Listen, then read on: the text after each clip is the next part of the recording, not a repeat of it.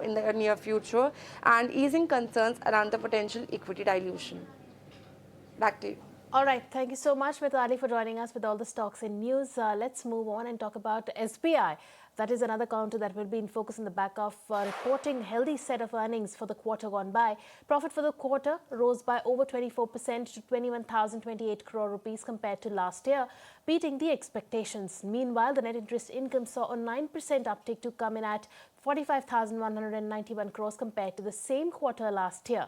India's largest bank also reported an improvement in asset quality. Gross NPAs came in at 1.5% versus 1.7% on a sequential basis, while the net NPA stood at 0.3% versus 0.4% on a quarter-on-quarter basis. So that's the scorecard looking like for SBI. But Ankur Mishra also caught up with the chairman, C.S. Shetty, to understand the bank's growth path going forward. Let's take a look at that.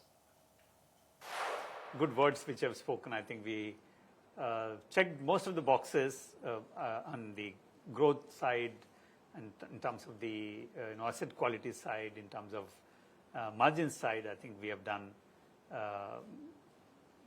holistic performance in the quarter.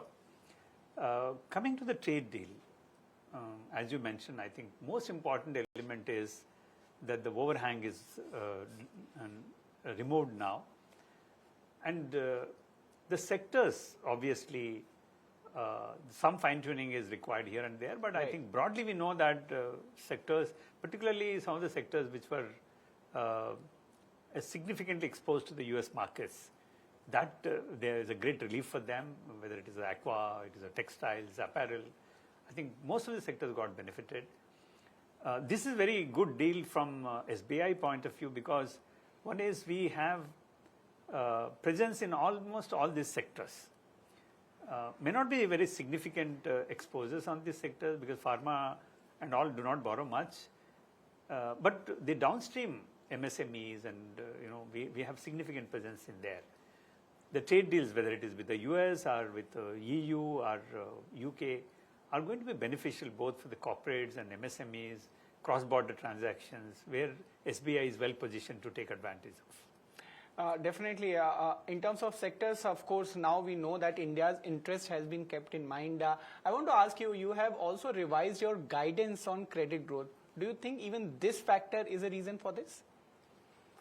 The credit growth which we have revised from 12 to 14%, the guidance is now shifted to 13 to 15%. Definitely the trade deals would help to strengthen that guidance. But even before the trade deals, we have got benefited, the economy got benefited because of the GST rationalization, income tax benefit, consumption demand. Well, that was the SBI chairman speaking on the numbers and growth roadmap ahead. But let's move on to a big exclusive. Commerce Minister Piyush Goyal tells ET Now that India's recent trade agreements are driven by strong political confidence and a focus on protecting domestic interests. He added that India has completed 9 FTAs with